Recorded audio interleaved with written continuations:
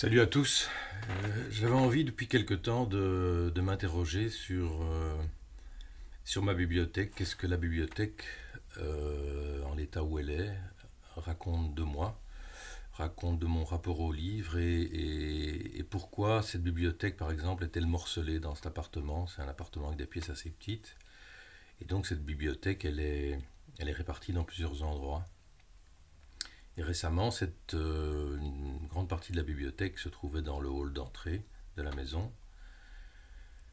C'est une maison qui comporte 3 appartements. Et j'ai déménagé cette bibliothèque, je l'ai remise en partie dans mon salon parce que ces livres étaient loin. Et une des questions que je me suis posée par rapport à la bibliothèque, c'est pourquoi ou en tout cas je suis comme ça, pourquoi j'ai accumulé des bouquins pendant tant d'années, des bouquins que j'ai lus en partie. Je suis atteint d'une grave maladie, qui est de commencer les bouquins et de ne pas les finir, et d'y retourner, et de laisser une espèce de champ des possibles comme ça, de 20-30 bouquins dont j'ai lu un début, un chapitre, parfois pas le début d'ailleurs, mais j'ai plongé en plein cœur pour découvrir une écriture. Et pourquoi ces bouquins je ne les finis pas, pourquoi ils sont là, pourquoi j'y retourne de temps en temps, et pourquoi tout d'un coup un livre sort de cette bibliothèque et il devient le livre à lire du moment. Alors pour l'instant, cette bibliothèque, elle est en pagaille. Euh, et je ne sais pas si j'ai envie de la ranger. Il y a une partie qui est plus ou moins rangée, que je vais montrer plus tard, qui sont les livres les plus récemment acquis. Mais cette bibliothèque, elle est aussi le résultat d'une non-lecture pendant 20 ans. C'est-à-dire que le théâtre m'a tellement occupé que j'ai lu beaucoup de théâtre, ou j'ai lu beaucoup de théories sur le théâtre, ou sur le cinéma d'ailleurs. Et finalement, les bouquins, plus tellement. Alors qu'il y a 30 ans, à la sortie des études secondaires, euh, on nous avait poussé à lire, par exemple, je suis désolé pour toi, François, mais on nous avait poussé à lire Tournier, Michel Tournier, et j'ai lu beaucoup de Michel Tournier. J'aimais bien ça à l'époque, alors que je crois qu'aujourd'hui, je pourrais plus. Je ne sais pas pourquoi, mais voilà, ça ne me tente plus. Et il y a 30 ans, je suis passé de Tournier à Duras, par exemple, ou à Jean-Patrick Manchette. Voilà, il y a des grands écarts. Et donc cette bibliothèque,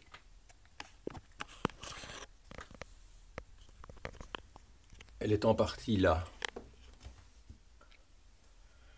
dans des caisses de vin. Et quand j'ai ramené cette bibliothèque du hall d'entrée, en fait, j'ai laissé les livres mélangés. Et donc, il y a de curieuses associations d'auteurs, et j'aime bien ça. Ici, par exemple, on a Conrad. Et par exemple, Conrad, j'ai lu Lord Jim au cœur des ténèbres, mais j'ai commencé Typhon, je ne l'ai pas continué. J'ai commencé Le Duel, je ne l'ai pas continué. Conrad voisine avec Flaubert. Flaubert, Bouvard et Pécuchet, j'aime bien aller y picorer de temps en temps, mais j'ai jamais lu dans son entièreté. Les vieux Dumas aussi, qui m'accompagnent depuis mon adolescence. C'est dans cette édition-là que j'ai découvert Les Trois Mousquetaires. Un peu plus loin, il y aura aussi du Pierre Desproges. Alors en dessous, voisine Antonio Tabucchi,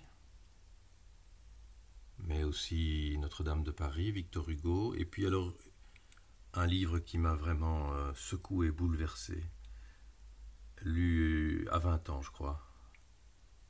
C'est Dracula. Et je crois que je l'ai relu 3-4 fois. Alors, j'ai bien aimé Sheridan Le Fanu, cet auteur irlandais, intéressé par le phénomène des vampires aussi, avec Carmilla. Et puis alors, le mélange fait qu'on trouve à la fois Laurent Mauvignier, Olivia Rosenthal, Vercors, Edgar Allan Poe, dont celui acquis récemment dans une donnerie, cette édition-là que j'avais déjà montrée dans une vidéo. Voilà. Acquis récemment dans enfin trouvé en fait carrément sur une caisse dans un magasin, quelqu'un a dû l'oublier, Mathieu Riboulet. Pas lu, je ne connais pas. En dessous, les voilà couchés, les Marguerite Duras, certains Marguerite Duras. Et j'ai beaucoup lu Marguerite Duras entre 20 et 25 ans, et puis plus après, sauf Écrire, que j'ai dû relire 2-3 fois, évidemment. Et puis en dessous, on trouve Agatha Christie, Jean Ray, et puis Jean-Patrick Manchette. Donc j'ai beaucoup aimé ça, Jean-Patrick Manchette. Aujourd'hui, je ne lis pratiquement plus de polar, mais il y a quelque chose qui m'a intéressé dans son écriture. Je ne me souviens plus bien, mais voilà, on trouve Stephen King. Et alors, un dieu pour moi, puisque je l'ai abordé, je l'ai adapté au théâtre, je vais encore l'adapter au théâtre, c'est Jules Verne. En fait, la présence de Jules Verne, dont je suis loin d'avoir tout lu, hein, j'ai dû lire 5 ou 6 Jules Verne en fait, pas tout, loin de là, non un peu plus, une dizaine je crois. Voilà, la présence de Jules Verne, c'est comme la présence de Stevenson dans une bibliothèque, ça me rassure en fait, voilà. Et donc, dans tous ces Jules Verne, mais par exemple, je n'ai jamais lu Hector Servadac, je n'ai jamais lu De la Terre à la Lune, et je n'ai jamais lu Michel Strogoff. Et par exemple, mais ce sera l'objet d'une autre vidéo, je voudrais parler de ce qu'on reçoit de la littérature au travers des feuilletons ou des films qu'on voit quand on est adolescent, ou des adaptations qu'on en voit, et qui sont le premier chemin vers la littérature, hein. C'est clair que Jules Verne, j'ai d'abord vu Le Tour du monde en 80 jours version cinéma avec David Niven avant de le lire. Il en va de même pour un autre must de Jules Verne que je vénère, qui est 20 000 lieues sous les mers. J'ai d'abord vu le film et le combat avec la pieuvre qui m'a tellement impressionné, et je suis ensuite allé le lire. Par exemple, de Jules Verne, je n'ai jamais terminé Le Château des Carpates. Voilà, quand on a lu Bram Stoker, quand on a lu quelques auteurs du fantastique, je ne sais pas, j'ai pas trouvé que Jules Verne s'en sortait avec ça.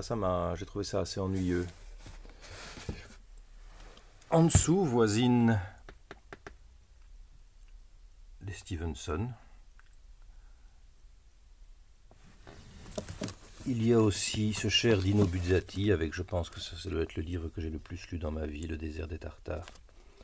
Tous les 2 ans, j'y retourne. Voilà un livre qui me pose beaucoup de questions.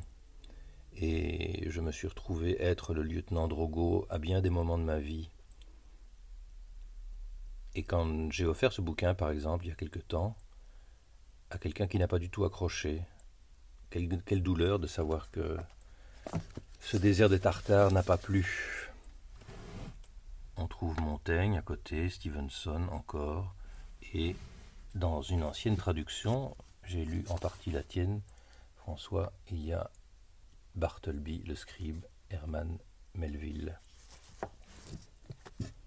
Et là, tout en dessous, ce que j'ai lu plus récemment ces dernières années, alors on passe de Régis Geoffrey à Lydie Salvert, Christian Gailly, Laurent Mauvigné, Jean Echenot, Jacques Chessex, Marie-Hélène Lafont, Patrick Deville, Philippe Roth, Roland Barthes. Celui-ci, je ne suis pas le seul à avoir été évidemment très secoué par ce bouquin, Maëlys de Kerangal.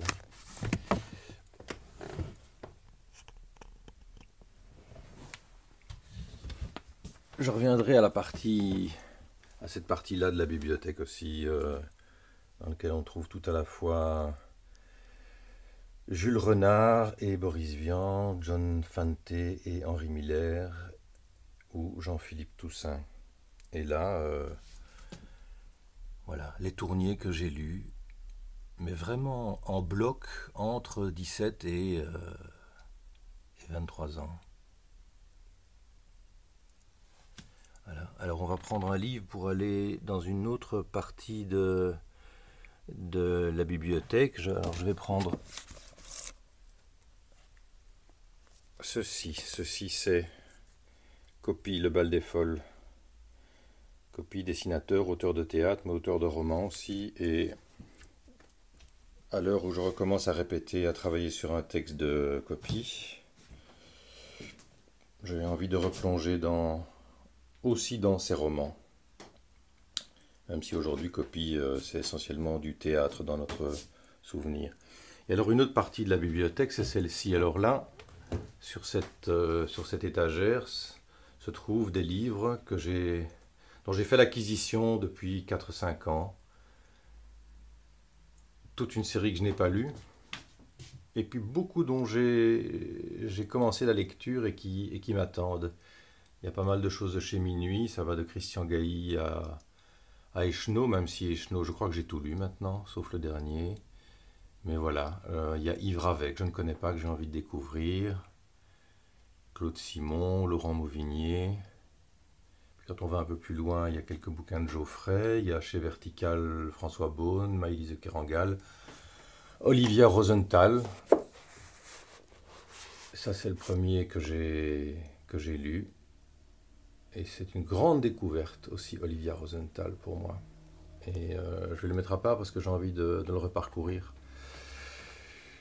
Voilà, il y a Jonathan Swift, je vois, et là, quelque chose que on va reconnaître, qui sont les Lovecraft, traduits par François, Autobiographie des objets, sortie d'usine, dont j'ai lu les 4-5 premières pages il y a quelques jours, et je m'apprête à lire la suite.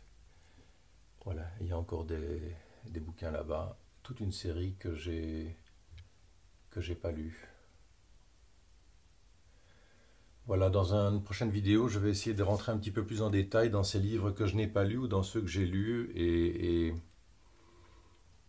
me demander qu'est-ce que ça raconte de mon rapport au livre, cette manière d'aller picorer pour quelqu'un qui n'a fait aucune étude, ni littéraire ni théâtrale, mais cette soif d'aller picorer et parfois de ne pas aller au bout du livre, même si le livre est aimé, même s'il fascine. Des fois, je mets beaucoup de temps à atteindre la fin du livre, non pas par lassitude, mais par envie de découvrir d'autres choses, et puis c'est comme si j'avais jamais envie d'en terminer avec un livre. Et j'ai tout le temps l'envie de me dire, je peux continuer ce livre de Echenoz. J'ai eu ça avec, récemment, je crois que je l'ai dit déjà, avec ton bouquin François, Autobiographie des objets. J'ai traîné dedans, je ne voulais pas que ça se termine, et je le poursuis maintenant d'ailleurs en faisant une espèce d'autobiographie de mes objets. Donc voilà, je fais un travail personnel, pas vraiment d'écriture, mais de recherche, ayant très peu de choses de mon passé ou du passé lié à mes parents et à ma famille, par exemple. Voilà. Merci de cette écoute.